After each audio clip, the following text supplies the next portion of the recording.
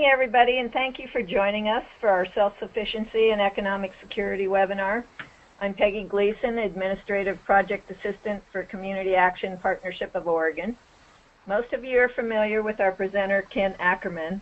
Ken is the creator and manager of virtualcat.org, which was launched in 2002, and it's a great resource for community action agencies around the nation.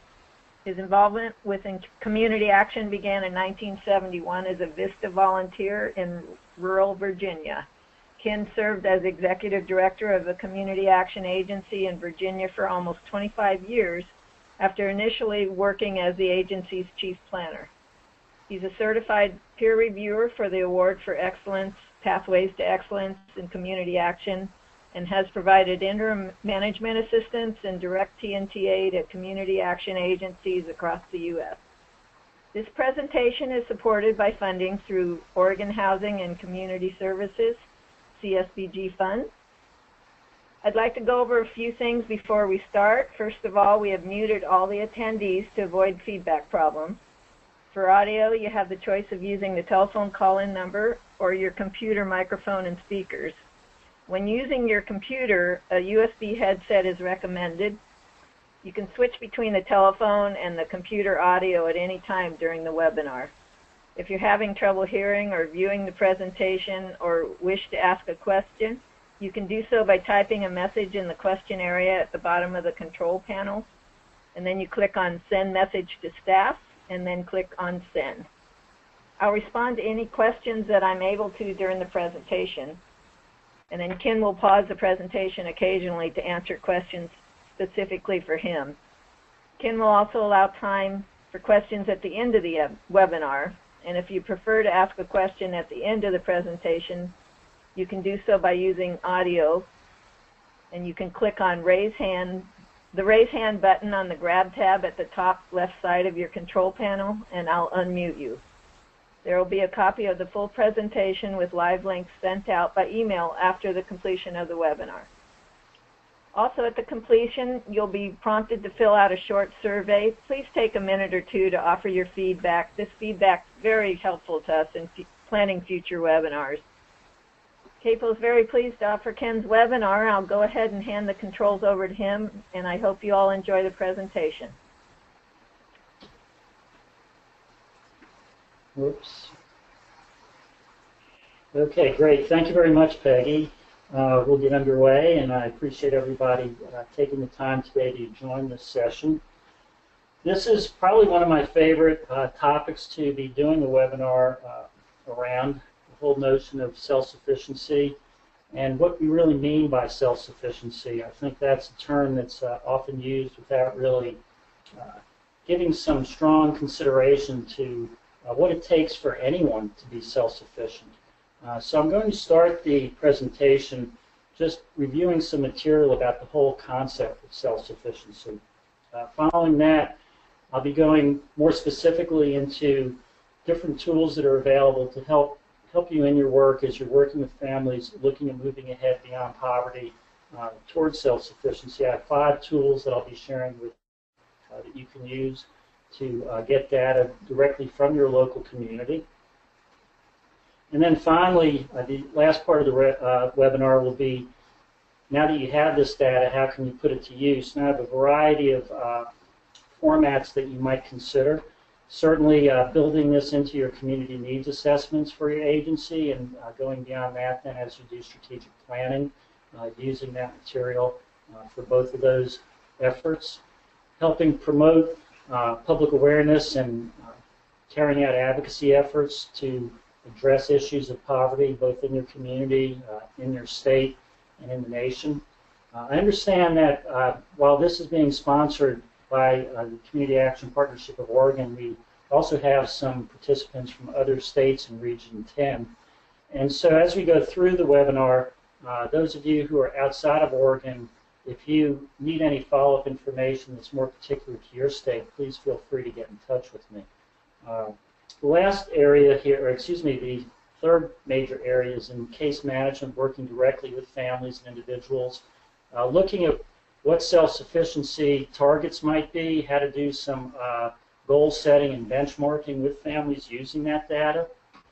And then the last one is working with other organizations in your community and beyond to really coordinate efforts, because self-sufficiency is not just a straight line dealing with one aspect of what struggles people are having, but certainly efforts that your agency is involved with and those that others are involved with, bringing them together to pull off some really strong work.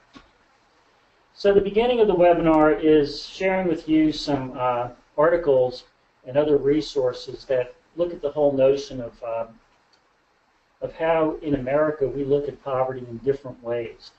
And in fact, I learned something today that was new to me as I was reviewing the material that I'll be sharing with you momentarily about the federal poverty guidelines and the federal poverty thresholds. So if those are terms that you're not fully familiar with, particularly the thresholds, is somewhat new to me, we'll be going over that. But the first article that I'm sharing is from Peter Edelman, who you may be familiar with. He has had a long history of working for social efforts in our country dealing with poverty. He worked with Bobby Kennedy many years ago and also worked with Bill Clinton. In fact, Edelman was famously known for resigning from the Bill Clinton's administration in protest of the welfare reform bill that was put through during his term.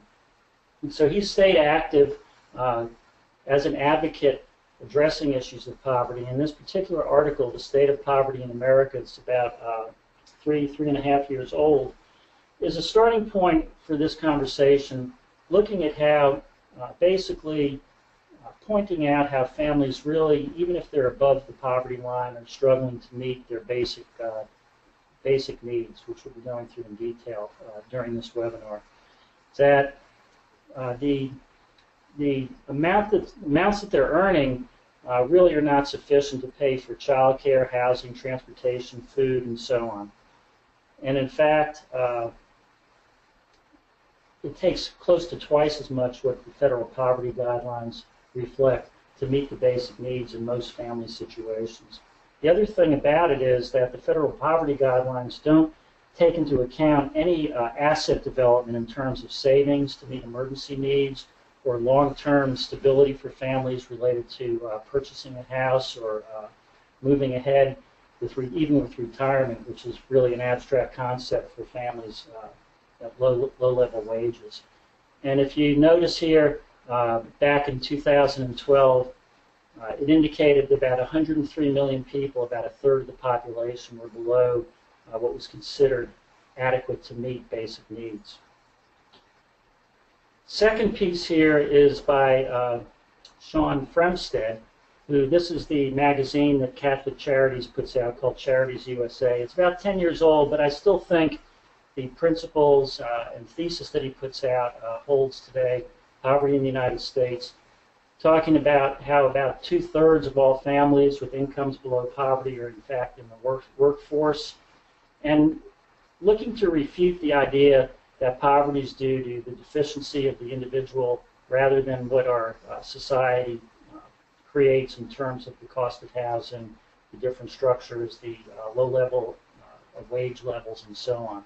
So I do think this one is a good grounding in terms of, again, issues and challenges that low-income families are confronting.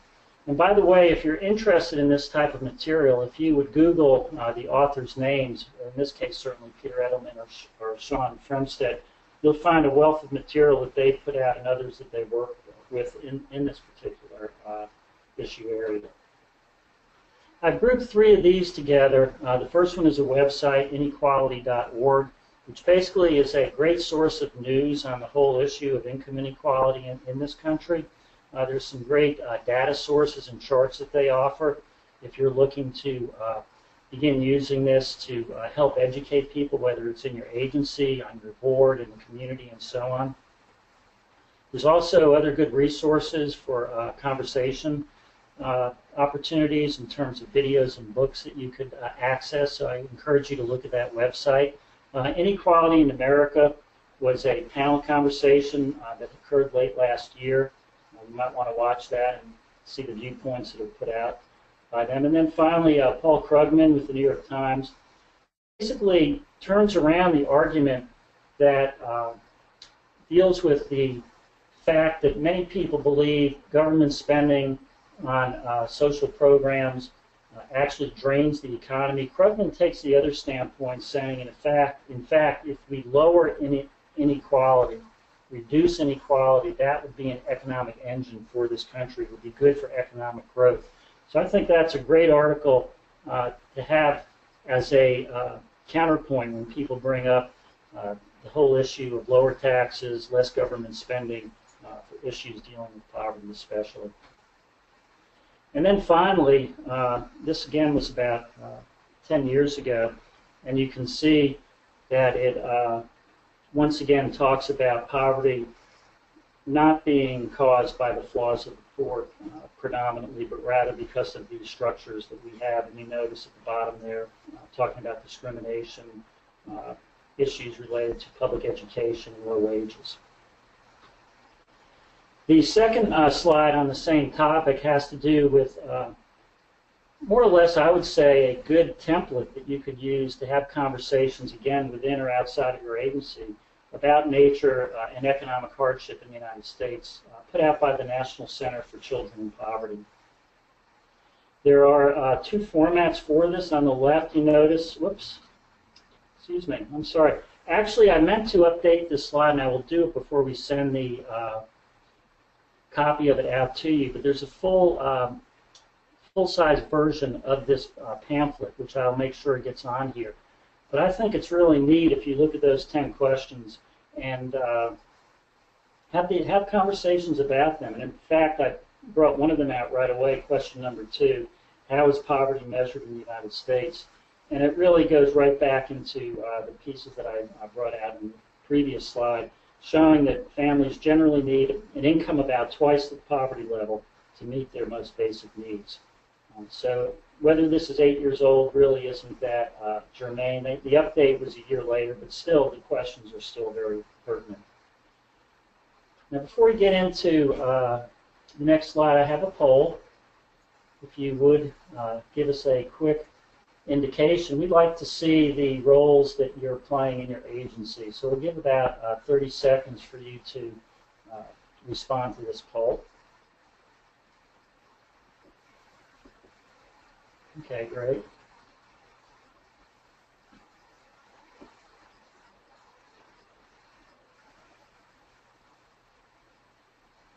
I'll give you about 10 more seconds. It's helpful.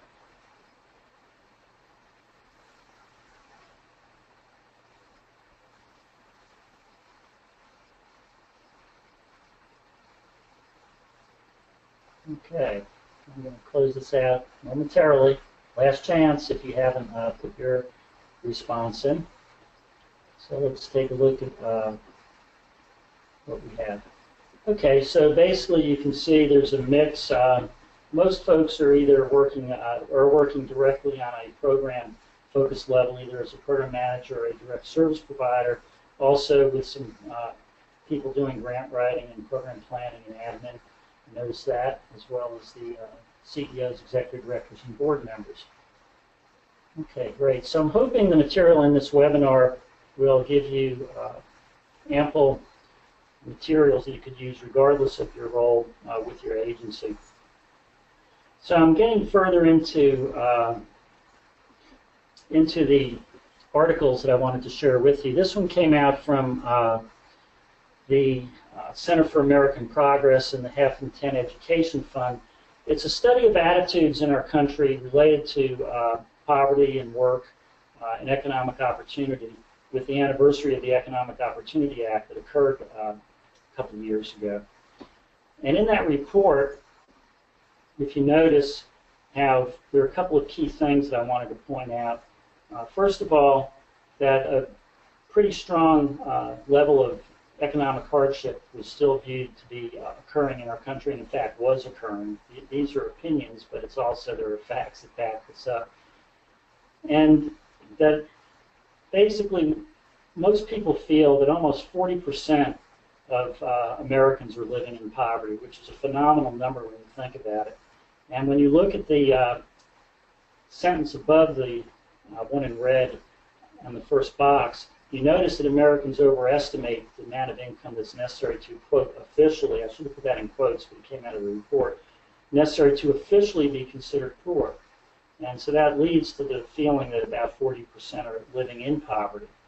The other thing is getting back to who's to blame. Is it the poor to blame, or is it our economy to blame? In this case, most Americans believe it's our economy. There's some good material that was put out late last year from the Oregon Center for Public Policy. The charts at the top, which you'll be able to access, those links are all live, reflect the level of poverty over time in Oregon, as well as the level of poverty among different racial groups, and finally the total effect of poverty in the state. And if you notice, poverty continued to rise up until about 2011. It's been going down slightly for the last 3 years, the first chart on the left, but it's still almost 17%, according to the 2014 census data. Certainly, African Americans and other groups of color are disproportionately affected by poverty issues. You can see the significant differences between the top African American bar at 38% and the lowest on there, white. It's almost 3 times the amount as the from the top to the bottom. That shouldn't be any secret to people, but it is something to think about in terms of the work that you do and the advocacy that you do to try to develop some strategies to begin dealing with those particular issues. I thought this slide on the right was quite interesting, the box on the right, in effect showing that there are more Oregonians, within the state than in the entire city of Portland in terms of the poverty population. That's one way to help people reflect on the magnitude of poverty within Oregon. The bottom 2 charts have to do with families who are working but are still considered to be in poverty. If you notice 2 things, number 1, that has gone up over the last 7 years, and number 2, that we're talking about 13% is the percentage as of 2014, pretty high. But also, if you look at the chart on the right, you can see that 71% of families in poverty are working families. That's almost 3 out of every 4 person in poverty is involved in the workforce. I don't think most public opinion realizes that, but it's something certainly to point out as you do some work in the community. And finally, I would be negligent if I didn't pull out the Roma goals, especially goal 1 and 2, showing how this all relates to what I'm trying to portray here in terms of poverty and self-sufficiency. It's not either or. It's really a journey from poverty towards self-sufficiency, okay? And if you look at the highlighted national performance indicators, the ones in yellow, I did that deliberately to show that when we talk about the work of our agencies, we're not looking at being in point A and all of a sudden landing in point B, but in looking at, again, the progression. So if you look at the words that are used, improving emergent literacy skill, increasing education. The words improve and increase show up throughout if you look at all the highlighted areas. It all has to do with going from a really benchmarking, as I talked about briefly, we'll get to toward the end of the webinar, but it has to do with improving and increasing. And so moving to the pathway to economic security, I show this as a continuum. So starting being at or below poverty, to moving up, advancing beyond where you are economically, but still having some challenges and hardship, getting to a point of a living wage, whatever that may mean in your community. That's a whole conversation in its own right. Also looking at what we call the housing wage, and I'll be giving you some data on both of these. And then finally, once you're moving along that continuum, you're beginning to achieve some level of economic stability and security on the path towards self-sufficiency. So what comes up after that is the whole idea of doing what's often viewed as a scale in terms of where families are, where individuals are on that continuum. And so this is one that the National Association for State Community Services Programs, the State CSBG National Association, has put out as a model for agencies in working with case management in particular and family development. Some of you may be using tools like this, but it's a starting point here. If you notice, there are 5 different levels. And in fact, there have been self-sufficiency scales developed through different groups throughout the country. And on this particular slide, I'm sharing with you links where you can access all of these scales. And you'll notice that they range from as few as 10 domains, the one on the bottom right from Texas, on up to as many as 25 domains, the one on the top right from Snohomish County of Washington State.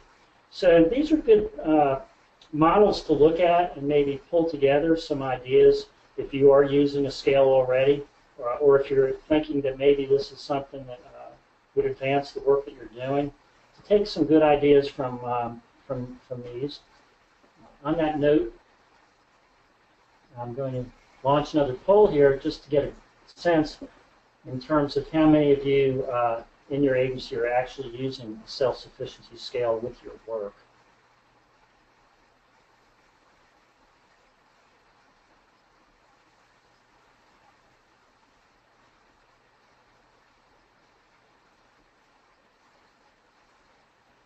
Okay, have about half of the participants have selected one of these options.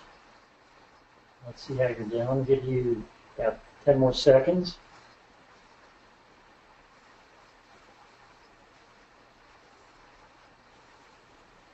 Okay, I'm going to close this out in a minute. Not a minute, I shouldn't say that, about 2 seconds. And here we go. Okay. So you should be seeing the results now.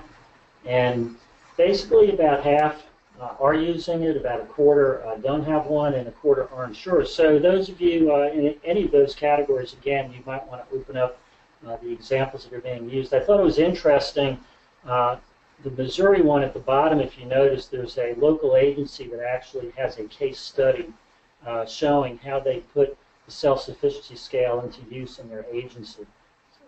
By the way, I also on the bottom right, besides the family level work, also thought it was interesting to see an example of a community development matrix, which in effect you can use for your community focused work. Excuse me, Ken? Yeah. Oh, there it is. Your slides weren't appearing yet, but there they are now. Yeah, thank you. I appreciate that. So again, if you notice the OACAC case study in the bottom left of the larger box, and then the community development matrix on the bottom right, you'll be able to access both of those.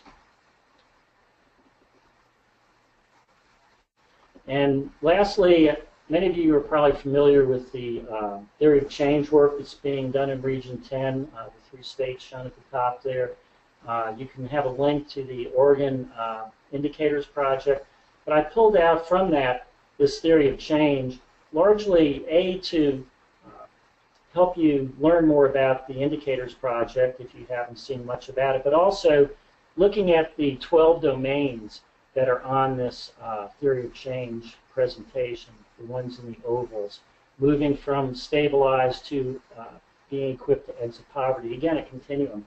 And in this case, 12 domains, as I just said, were identified as being the type of areas where families have obstacles and challenges in their efforts to move towards self-sufficiency. So it's a good way to begin to identify what might be the focus of your work, and particularly if you look at a self-sufficiency scale, the degree that these factor into that type of scale.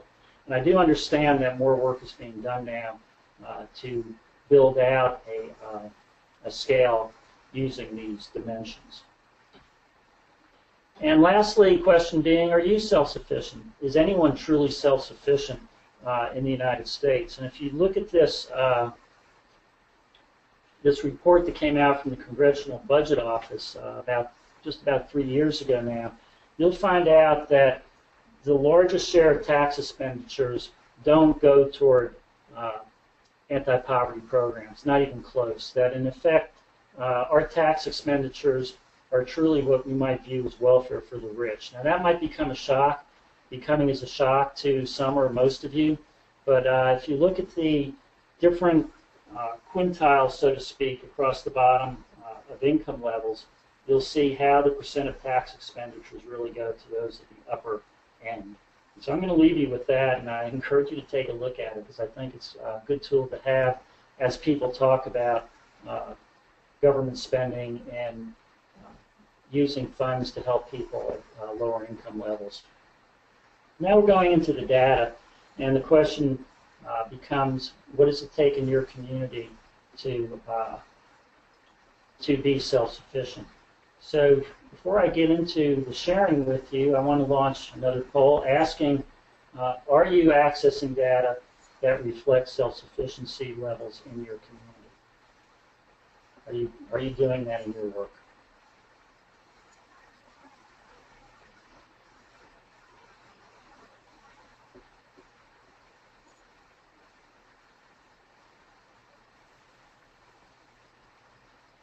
Okay. Let's take about 10 more seconds.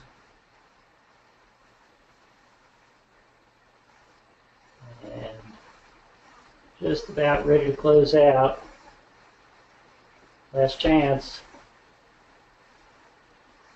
Okay, that's going to do it. I'm going to share this with you. Looks like we have about a 50-50 split, which is fine. I hope you'll find one or more that will be useful to you.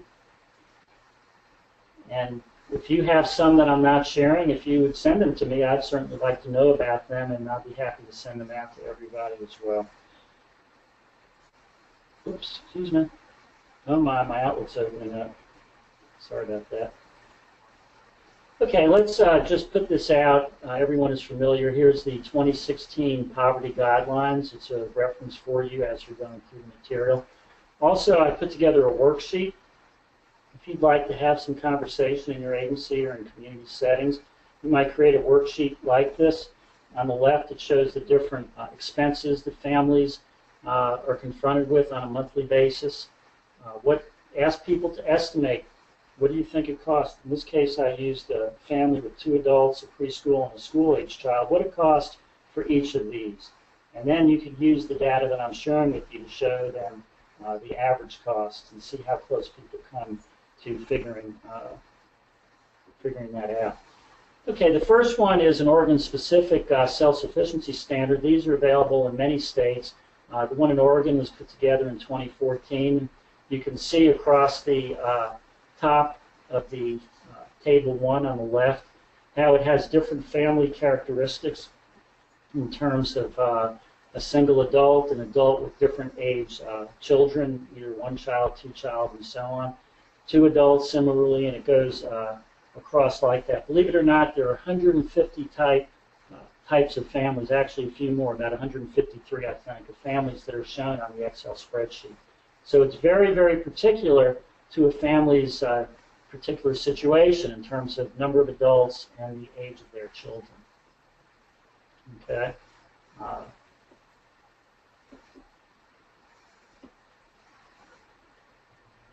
By the way, the report at the bottom there, the 2010 report from Portland State University, also has some really nice charts that use this data and go beyond it, showing the differences between families who are below poverty level, who may be above poverty level but below self-sufficiency levels, and finally above self-sufficiency levels. So I encourage you to look at that report as a companion to the standard itself. So here's the various expenses that I mentioned were listed on the first table there, and it shows what's included and what's not included. And I thought it was interesting down at the bottom when you get to savings, the very last thing, it shows that there are no types of savings included that really help a family move toward economic security in terms of savings for retirement, education, and home ownership.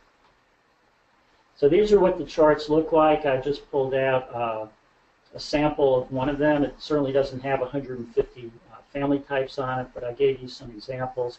And I'm comparing Clackamas County to Malheur County in Oregon here. And if you look toward the center, you notice I chose an adult, a preschool child, and a school-age child in the family. on both of those tables, Table 3 and Table 23. And what you come up with then for that family in Clackamas County, if you look at the bottom, the annual self-sufficiency wage is slightly over, well, $57,500, so slightly over $57,000. Whereas in Malheur County, it's slightly under $30,000, almost but not quite, twice as much in Clackamas. This is so different from the federal poverty guidelines, where it's all a standardized, this is a family of 3, the poverty level is a set amount for a family of 3, regardless of where you live or the age of your children, or one adult with 2 children, or 2 adults and 1 child. So the self-sufficiency standard really is a much more functional type of measure that you can use in your work. And in fact, this map is in that report, and it shows what the different self-sufficiency wages are, in this case for an adult in a preschool or a 2-person family. And you notice the lighter shaded counties, the self-sufficiency wage is a lot lower than in the darker shaded counties. Here's a second tool. It's called the Family Budget Calculator by the Economic Policy Institute.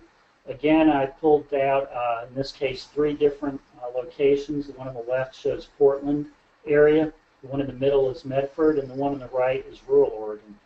And you can see at the bottom how the family budget amounts vary among those 3 different regions.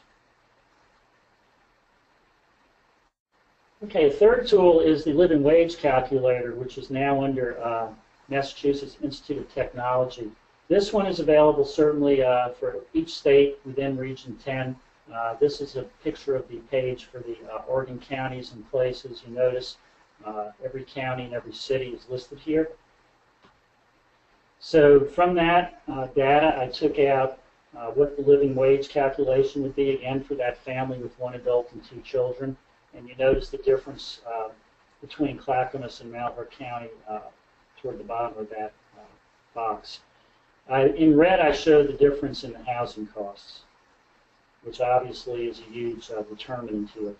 Now, Oregon's minimum wage is higher than most states, and in fact, with the new legislation that just passed, that will be increasing. But at this point, even with the higher minimum wage, compare it to what the self-sufficiency wages are. It's much less than half, about a third even, of what it costs in those 2 areas. The living wage calculator is really helpful because it also talks about what the average type of salaries that people in different occupations might anticipate. So this is the chart from the living wage calculator for Clackamas County. You notice that only a very few, I guess, looks like about 6 of the total jobs there are in fact higher than what a living wage is required in that area. Whereas if you look at the bottom, being below 50% of living wage, between 50 and 75, and so on, about half or less than 75% of living wage. And really, Malheur County comes out pretty much the same, perhaps with a few more above living wage, but not many.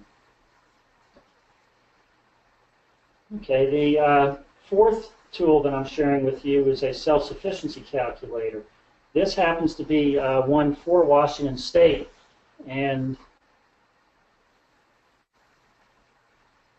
okay, I have to apologize because I added a slide in here and it's not in here now, but there's one for Oregon too that I found this morning, okay, and I don't know where that slide went to, but I will share that with you from Oregon.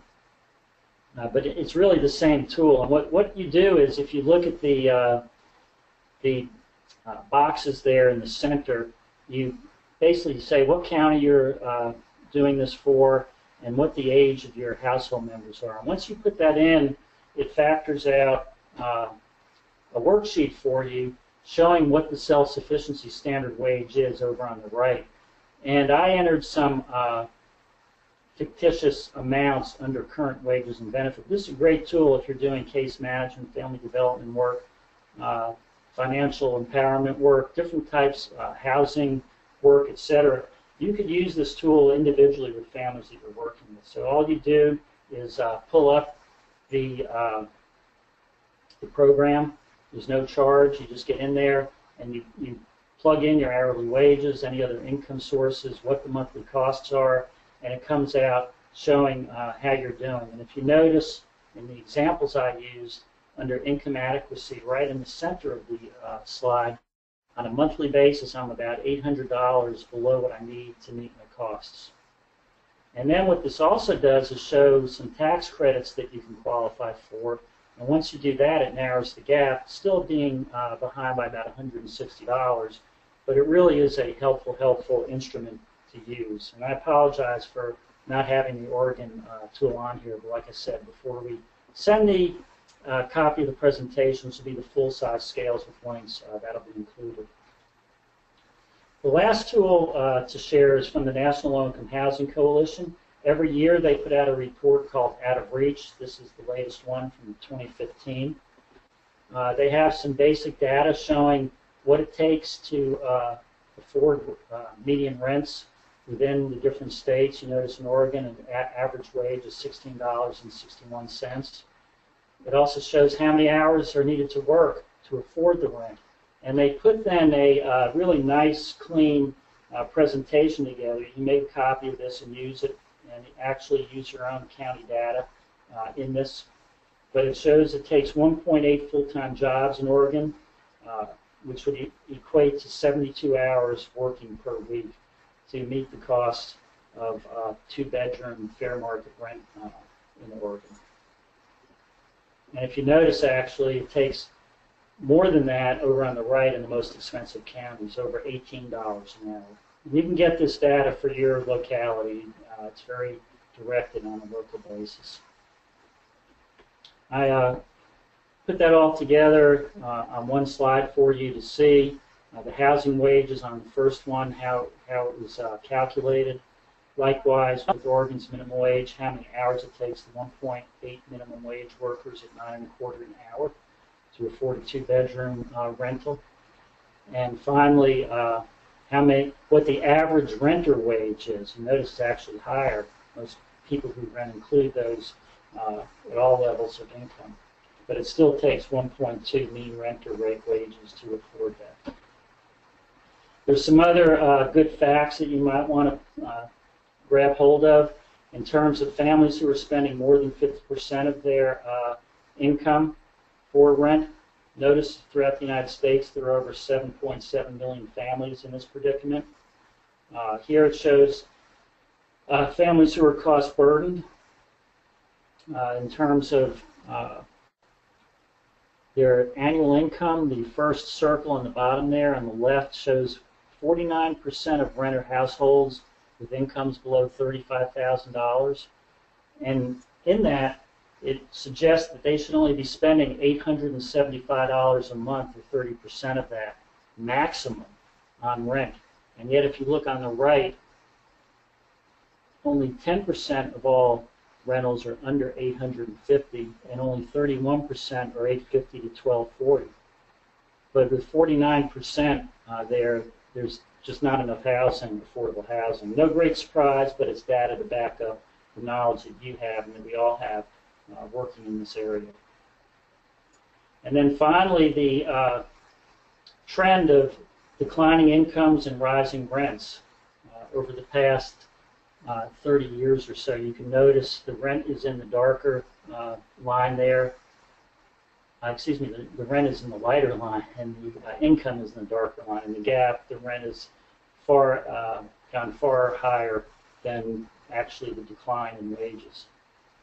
And if you want to get the fair market rent for your locality, there's a link to the HUD fair market rent data. Okay. The last area is from a group, unfortunately, that is no longer active, called Water Opportunities for Women, but their database is still accessible, and it's the Economic Security database here. When you get that, you get what they call the best index. And what I like about theirs is this is the first one that I've seen that includes emergency savings, retirement savings, and asset building as part of a family's economic needs. And if you look at that, you can see the differences here. Again, this is Clackamas and Malheur counties. between the yellow bars there, you notice the annual totals for the two areas, 66,000 versus 49,000. Okay. And they do put out an economic security scorecard. What they had for Oregon was a C+. They divided it into a number of different focus areas, and you can see the highest and lowest areas at the time that this report was done, if there's particular efforts that you want to pursue in any of those areas on a policy level. Okay, let me stop and see, are there any questions before I move on to this part of the webinar? We do have a hand raised. Okay. I will go ahead and unmute her. If she has something, sure. Kathy, are you there? I'm not sure. Kathy Bates has her hand raised. I believed I unmuted her, so are you still on the call, Kathy? Okay, maybe there was some problem and it's been resolved in terms of audio or whatever. Okay. Well, feel free if you have questions or comments to enter something into the question box that's there. I'm going to launch another poll here as I get into this area of putting self-sufficiency data to use. And this asked, are you incorporating self-sufficiency data as part of your agency's community needs assessment and strategic plan? Mm-hmm.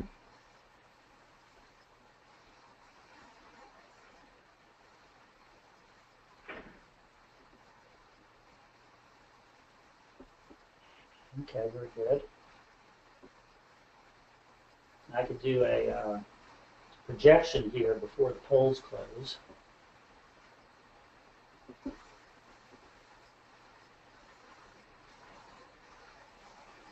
Okay, I'll give you a few more seconds. And we're going to close momentarily here. Okay. So sharing the results with you, and it looks like in this case, again, about half have some level of involvement. Actually, I should say almost 80% do. About half do both, and then 10% in one or the other. So fine, that's really good to know. I'm going to give you some examples of agencies that are doing that. And I'd be happy to see others if you'd like to send them to me, so really good. We'll have a poll here.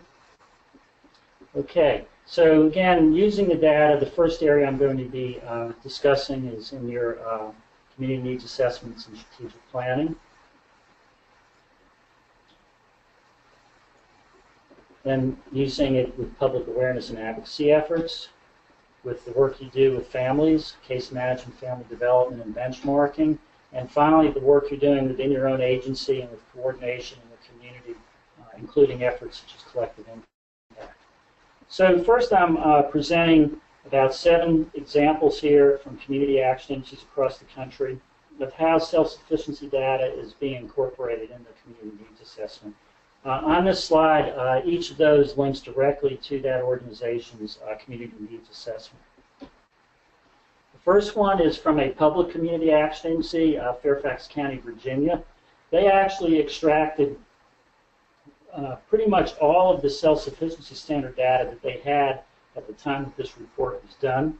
If you notice the chart on the left, this is a very convenient brochure format. Their report actually is only a few pages long. I believe it's like 10 pages long is their community needs assessment report, which is truly unheard of. They have a lot of backup data, but they don't put all of that out. They extract and make it in a format. So if you look at the way that they present it across the slide here, you can see they make it very easily readable and usable in different settings. But in particular, I wanted to share how they use the self-sufficiency standard. The second one is from a New York community action agency.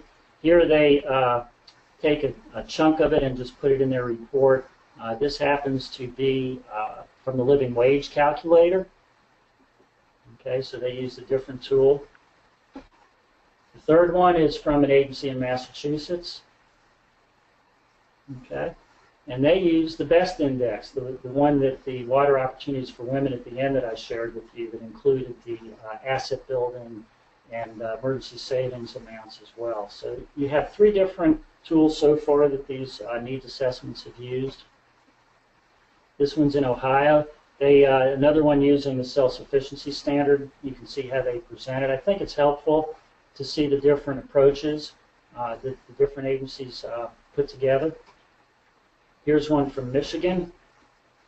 This is from what's called the Basic Family Budget Calculator that the National Center for Children in Poverty has available. Unfortunately, they don't include Oregon as one of the states involved with that project. I do see that Washington State is involved for those of you who work in Washington. Idaho, however, isn't, nor is Alaska as far as Region 10 goes. Here's one, Macomb County CSA, which is in, I'm going to lose this for a second. I think Macomb County, help me out if someone knows, is in Illinois, okay? They use the basic needs budget as well, and that's from the National Center for Children in Poverty, okay? This one from a New Jersey agency is a little bit different. It's not actually presenting the data, but instead it's an exercise that they put together asking people, based on certain considerations in terms of what their hourly wage would be, how much they get after taxes, how many children they have, and what their bills are, how would they handle making decisions when they don't have any money left at the end of a month, which is unfortunately all too common. And I think this is a great illustration of something to bring to a meeting with an organization in the community that you're looking to get some support from, to help them really understand the trials and tribulations that many of their neighbors they have no knowledge of are dealing with on a daily basis. So going further into building awareness, this is a online video game called Play Spent, which basically gives you the choice of 3 different occupations. You can see them along the side there, the rest in the middle, the restaurant server, a warehouse worker, or a temp position. And based on that, you're given a wage level, and then it walks you through different decisions and options that you have in terms of how you're going to spend your money in the course of a month. Over on the right, there's a calendar showing how many days during the month have gone by and what the amount of money that you were starting with has been reduced to until ultimately you run out. And you can be pretty certain you're not going to make it through the month. Again, another great tool to use with groups that you're meeting with within your own agency even.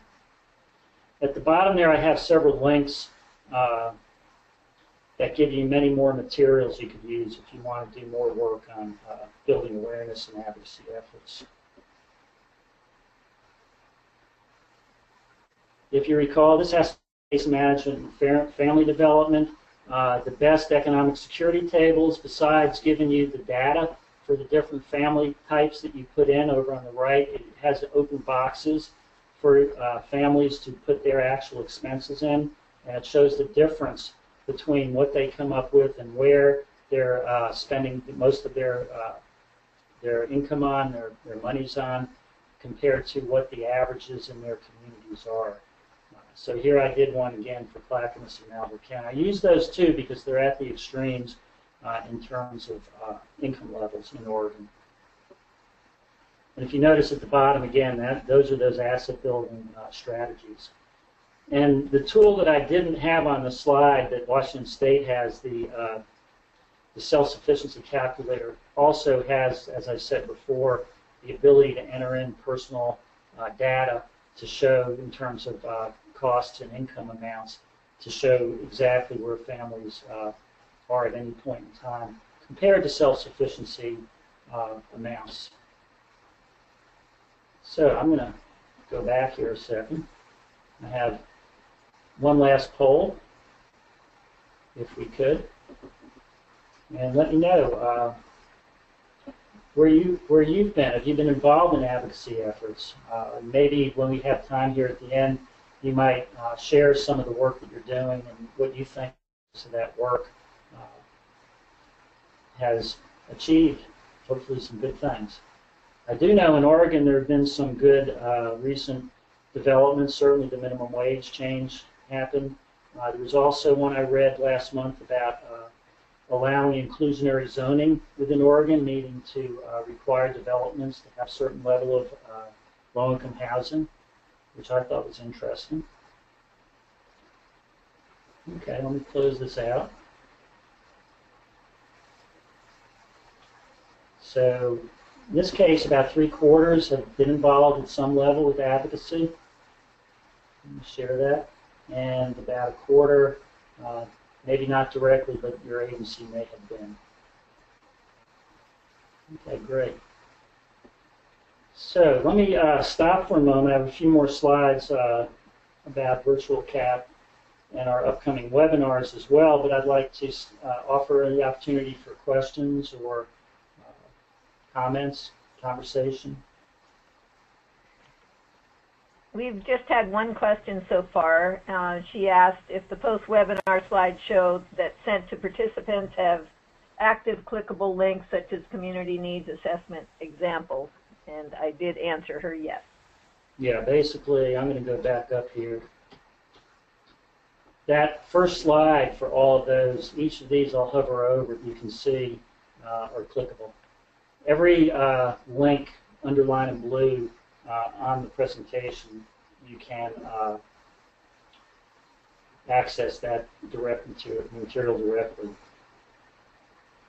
Actually, I stand corrected. I apologize to Macomb County. It's Michigan. Okay, I'm very sorry about that. Okay, any other questions or comments? I'm going to carry on with the last few slides, but please ask questions that I might be able to answer.